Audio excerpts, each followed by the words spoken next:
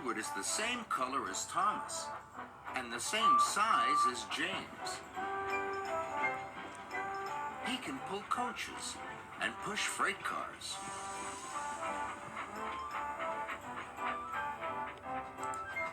And he often works as a back engine. But Edward is old and not as strong as the other engines. So sometimes Edward feels left out. The Duke and Duchess of Boxford came to visit their new summer house. They came on their own private engine called Spencer. Spencer is big and silver and very fast. When Spencer pulled into Knapford, his driver had exciting news for him. "You have beaten Gordon's record," he said. "Of course," boasted Spencer. "I'm faster and finer than all the engines on Sodor put together." Sir Topham Hatt's engines were very cross. "Spencer's just a big silver show-off," sniffed Gordon, and everyone agreed. Sir Topham Hatt spoke to the engines. "Spencer will take the Duke and Duchess to their summer house. Another engine will take their furniture." Sir Topham Hatt's engine saw the chance for a race. "Please, sir," said Thomas, Percy, Gordon, and James all together. "May I go?" "You all have other work to do," boomed Sir Topham Hatt. "Edward will take the furniture." James and Gordon groaned. "Fancy sending a back engine to do an express engine's job," sniffed Gordon. "He'll lose the race and let the whole railway down," said James. Thomas and Percy were cross. Edward was their friend. "Spencer has a bigger boiler," said Thomas, "but that just means more hot air." "An honest steamy can beat a pouty puffer any day," added Percy. Edward set off. Slow and steady. "We'll do my best, we'll do my best," he puffed.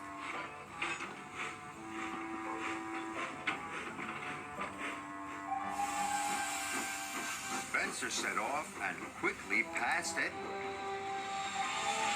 "I've won already," he boasted. And with a whoosh, he was gone.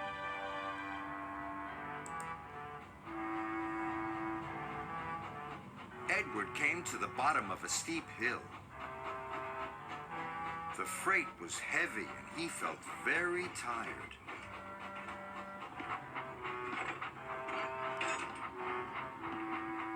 He huffed and he puffed and was soon at the top. He could see Spencer in the distance and chased him at once. Edward raced down the hill. Spencer stopped at Wellsworth Station. The Duke and Duchess wanted to buy some tea and cakes from the refreshment lady.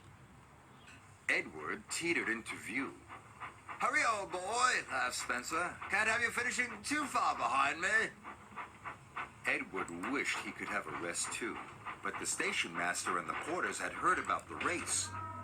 "Hooray for Edward!" they cheered. Edward picked up steam and proudly puffed past Spencer. But then the Duke and Duchess finished their tea, and Spencer was off in a flash. He roared past Edward. "Fastest and best," he boasted. Edward was nearly out of puff. The furniture felt heavier than ever.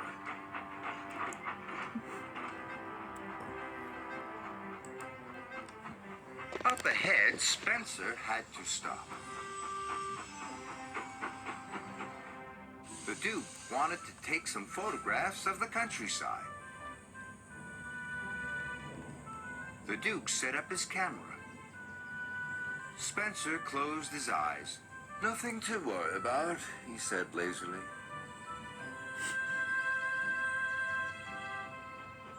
Gordon was returning to Brendam Docks. He passed Spencer and knew Edward must be losing the race. Edward is a waste of steam, he sniffed.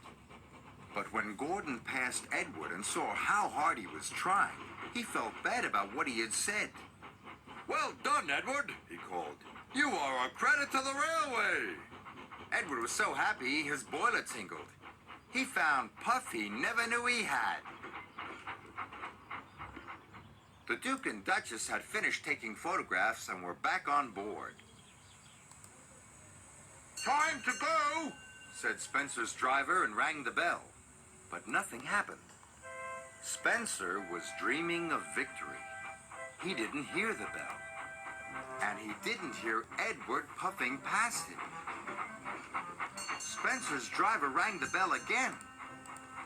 When Spencer finally opened his eyes, he could see Edward heading towards the summer house. Nearly there, he gasped. Spencer took off as fast as he could. But as he reached the siding, his driver ordered him to slow down. "These are old tracks and you are a very heavy engine," he said. "You must go slowly." Spencer had no choice. He had to slow down.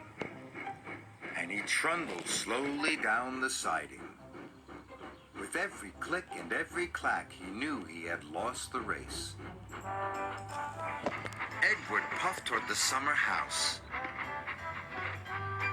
"I've won," he gasped. "I did it!" Edward felt like a really useful engine.